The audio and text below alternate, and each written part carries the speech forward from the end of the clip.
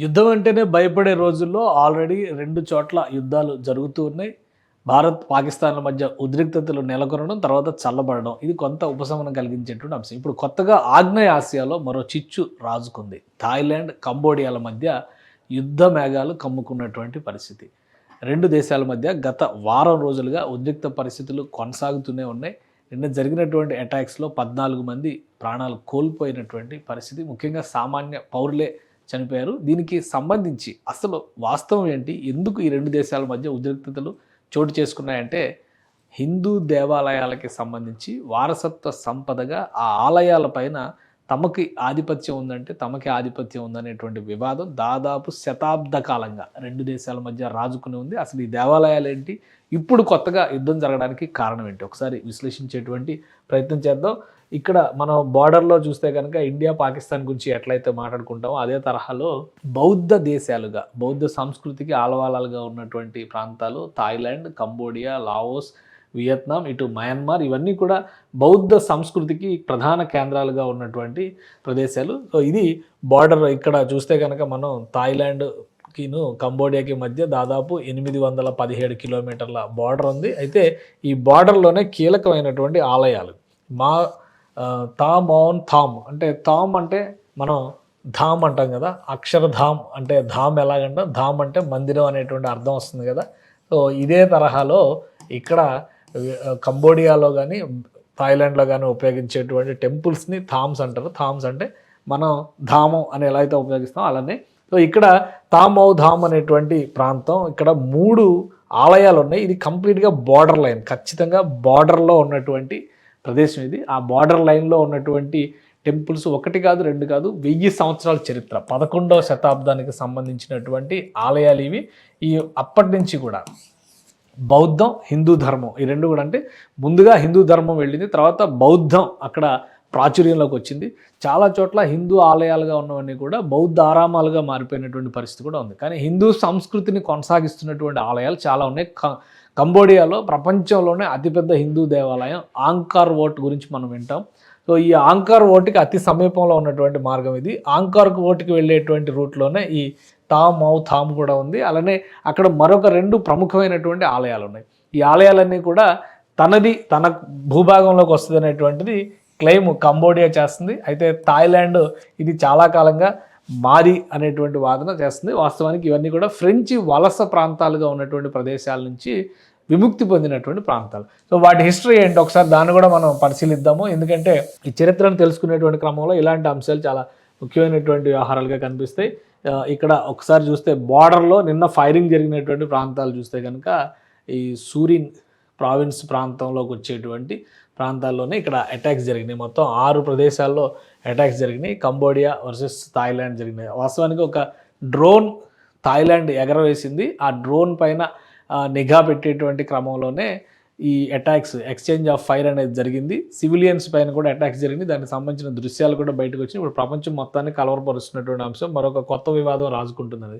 So ఒకసారి ఈ temples చరిత్ర మనం చూస్తే కనుక ఇక్కడ 3 పురాతన హిందూ ఆలయాల సముదాయం ఉంది. ఇది 11వ శతాబ్దానికి చెందినటువంటి ఆలయాలు.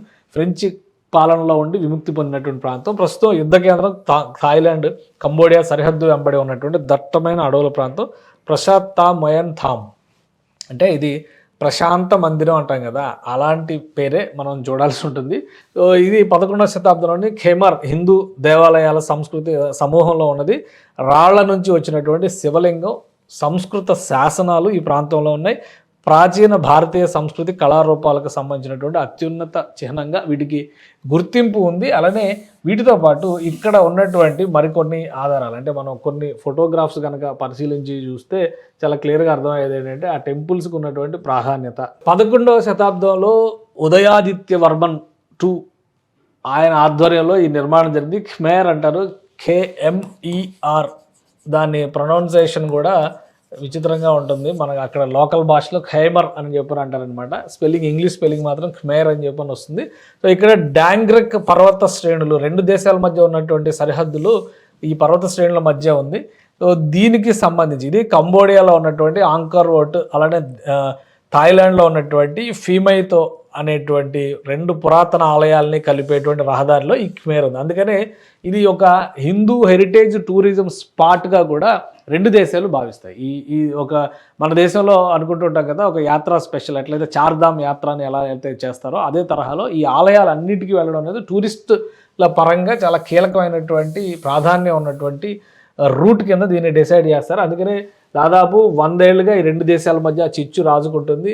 వడార్ మీన్సే ప్రావిన్స్లో వస్తుంది కంబోడియాకి సంబంధించి, అలానే థాయిలాండ్కి సంబంధించి సూరిన్ ప్రావిన్స్లో వస్తుంది. 2 ప్రాంతాలు కూడా 2 దేశాల మధ్య ఉద్రిక్తతకి కేంద్రమైనటువంటి ప్రాంతం ఇది. ఖమేర్ సామ్రాజ్య సరిహద్దుల ఆధారంగా, అంటే గతంలో చారిత్రకంగా ఉన్నటువంటి ఖమేర్ సామ్రాజ్య సరిహద్దుల ఆధారంగా చూస్తే కనుక అది ఖమేర్ వంశ రాజుల పరిపాలనలోకి వచ్చేటువంటి ప్రాంతం. అందుకని ఇది మా ప్రాంతమే అనేటువంటి క్లెయిమ్ కంబోడియా చేస్తుంది.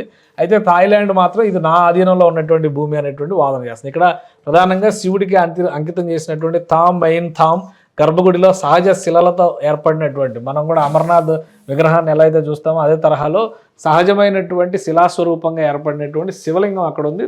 శతాబ్దాలుగా అక్కడ పూజలు అందుకుంటున్నటువంటి శివలింగం అది. ఇక ఇక్కడ వివాదానికి అసలైనటువంటి కేంద్ర ప్రాంతం ఏంటి అనేది కూడా ఒకసారి అనలైజ్ చేద్దాం మనం. ఈ టెంపుల్కి సంబంధించినటువంటి వివాదానికి మూల కారణమైనటువంటి ఒక అంశాన్ని మనం విశ్లేషించే ప్రయత్నం చేద్దాం. ఇది మ్యాప్ పరంగా చూస్తే మొత్తం దక్షిణాసియా, ఆగ్నేయాసియా మొత్తం ఈ ప్రాంతం అంతాన్ని కూడా మనం దక్షిణాసియా అంటే ఈ ప్రాంతాన్ని అంటాము, ఆగ్నేయాసియా అంటే ఈ ప్రాంతాన్ని అంటాము. సో ఈ రెండింటికి వారధిగా ఉండేది భారతదేశం. ఇక్కడ మయన్మార్, థాయిలాండ్, వియత్నాం, ఇది కంబోడియా, ఇది లావోస్, ఇట్లా ఈ దేశాలన్నీ కూడా బౌద్ధ ధర్మాన్ని అనుసరించేటువంటి స్థితిలోకి వెళ్ళిన దేశాలు. విపరీతమైనటువంటి ఇండియా ఇన్ఫ్లుయెన్స్, భారతీయుల ప్రాబల్యం ఎక్కువగా ఉన్నటువంటి, ప్రభావం ఎక్కువగా ఉన్నటువంటి, చారిత్రకంగా ఉన్నటువంటి ప్రాంతం ఇది. సో ఒకసారి మనం గమనించి చూస్తే థాయిలాండ్ ఇక్కడ ఉంది. ఇదంతా కూడా అండమాన్ సీ అంటారు. ఇది బంగాళాఖాతం వస్తుంది, ఇది అండమాన్ సీ వస్తుంది. మనకు ఉన్నటువంటి సత్సంబంధాలు అన్నీ కూడా ఈ దేశాలన్నింటితో కూడా సత్సంబంధాలే ఉన్నాయి. ఇటు వియత్నాం ఈ ఎడ్జ్లో ఉంటుంది, కంబోడియా మధ్యలో ఉంటుంది, థాయిలాండ్ ఇక్కడ ఉంటుంది. ఇక్కడ చూస్తే కనుక ఇది లావోస్కి సంబంధించినటువంటి భూభాగం. ఇటువైపు మలేషియా ఇవన్నీ కూడా ఇంకా ఇటువైపు వచ్చేస్తూ ఉంటాయి అనమాట. సో ఈ సరిహద్దుల్లో ఉన్నటువంటి భూముల్లోనే ఇప్పుడు జరిగినటువంటి ఈ సూరిన్, ఈ సమ్రాంగ్, ఈ ప్రాంతాల్లో ఈ బార్డర్లోనే ఎక్కువ ఫైరింగ్ జరిగింది.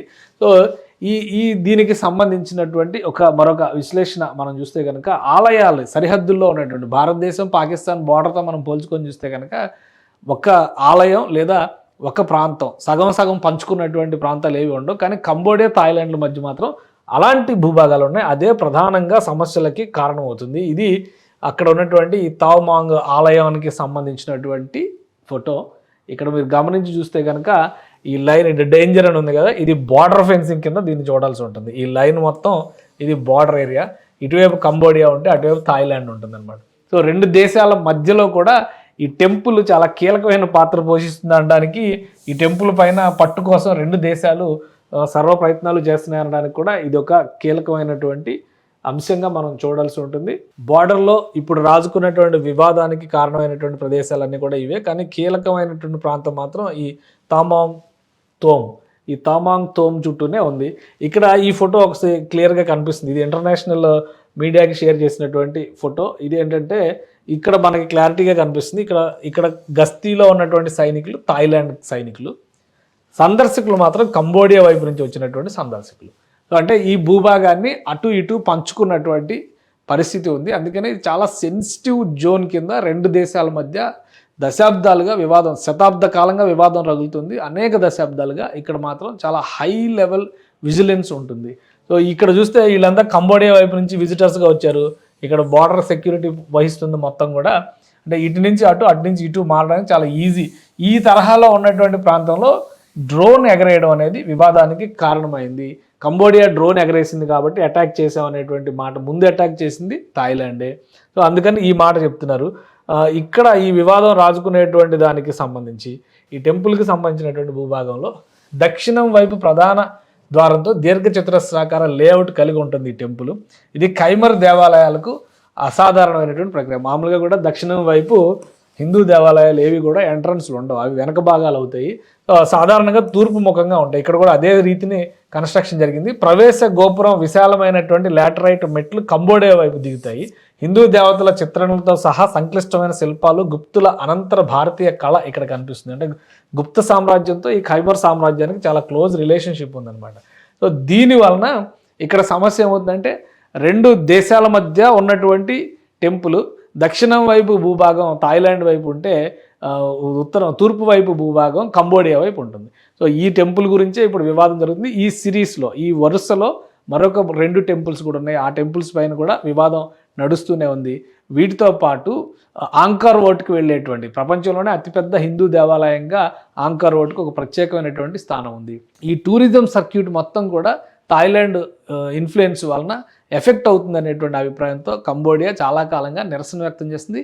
ఈ సమస్యని ఐక్యరాజ్య సమితి దృష్టికి కూడా తీసుకెళ్ళినటువంటి దాఖలాలు ఉన్నాయి. కానీ సమస్య పరిష్కారం కాలేదు. కంబోడియా డ్రోన్ ఎగరేసింది అనేటువంటి ఒక రీజన్తో థాయిలాండ్ అటాక్ చేసింది. దీనికి కౌంటర్ అటాక్ కూడా కంబోడియా చాలా స్ట్రాంగ్గా వేసింది.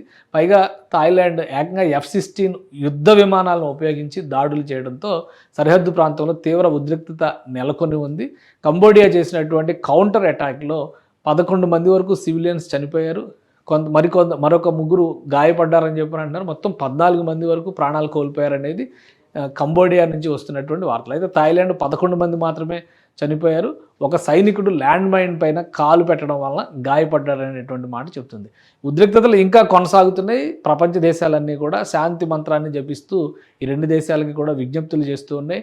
కేవలం ఒక బుద్ధిస్ట్ దేశాలుగా పేరున్నటువంటివి శాంతి కాముక దేశాలుగా ఉండాల్సినటువంటి యుద్ధం వైపు నడవడం అనేది ఆందోళన కలిగించేటువంటి అంశంగా కనిపిస్తుంది. మొత్తం మీద ఆగ్నేయ ఆసియాలో ఈ 2 దేశాల మధ్య రాజుకున్నటువంటి ఉద్రిక్తతల్ని అడ్వాంటేజ్గా మలుచుకునేందుకు చైనా తన వంతు ప్రయత్నాలు చేస్తున్నట్టుగా కూడా అంతర్జాతీయ కథనాలు వస్తున్నాయి. కాబట్టి ఒక హిందూ దేవాలయానికి సంబంధించినటువంటి అంశం 2 దేశాల మధ్య మళ్ళీ చిచ్చుగా మారడం ఆందోళన రేకెత్తిస్తున్నటువంటి వ్యవహారంగా మారిపోయింది.